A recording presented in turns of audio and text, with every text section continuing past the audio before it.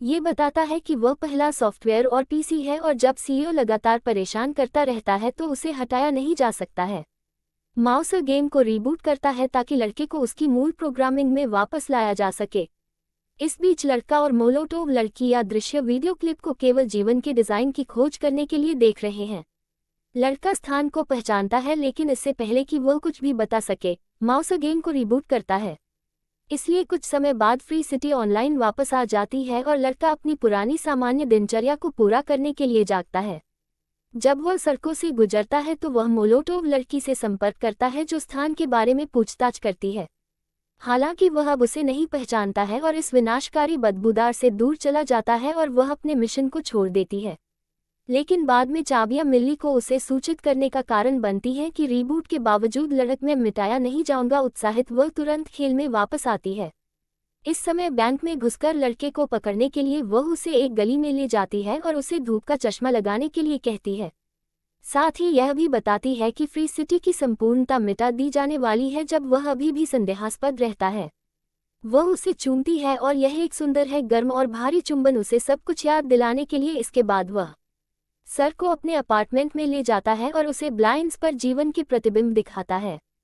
इससे आपको एहसास होता है कि एंटवान क्षितिज से परे जीवन को छिपा रहा है, प्रतिबिंबों को साफ करना भूल गया है। अब जब उन्हें क्षितिज से आगे निकलना है तो मिली 6 कीज अंतरिम में मदद करती है। लड़का सभी और पीसी को इकट्ठा करता है और उन्हें सामान्य से अलग तरीके से कार्य करने के लिए प्रोत्साहित करता है। वह उन्हें अपने स्क्रिप्टेड रॉस को छोड़ने और मान लेने के लिए राजी करता है। अपने जीवन पर नियंत्रण उनकी प्रारंभिक आशंका के बावजूद वे अंततः सहमत होते हैं और सभी पीसी मुक्त शहर से गायब हो जाते हैं जिससे खिलाड़ी सुनामी में उलझ जाते हैं। और एक को पता चलता है कि मिली लड़के के साथ काम कर रही है, इसलिए वह माउसर को उनके पात्रों को खत्म करने और उनके पुनरुद्धार को रद्द करने का आदेश देता है। माउसर फिर शहर को नष्ट करना शुरू कर देता है ताकि उस जोड़े को खत्म किया जा सके जो वर्तमान में सूखे हैं। फ्री सिटी से गुजरते हुए जब इमारतें उन्हें कुचलने वाली होती हैं तो वह चुपके से सड़क को रैंप में बदल देता है जिससे उन्हें घटनास्थल से भागने में मदद मिलती है। ये देखकर एंटवान प्रशिक्षकों की टीम एक नया चरित्र जारी करती है। ड्यूड फार्मिंग के रूप में वह कीज और मिल्ली की मदद करने के लिए उसे रेड करता है। उसने उसे नौकरी से निकालने की धमकी भी दी। चाबियां बेपरवाह दिखाई देती हैं। वह एंटवान के सामने एक बटन दबाता है जो समुद्री हवा को सक्रिय करता है, एज जो क्षितिज से परे ले जाता है। दोनों पुल पार करने वाले हैं लेकिन अचानक मोलोटोव लड़की गायब होने से पहले गड़बड़ियां शुरू कर देती है।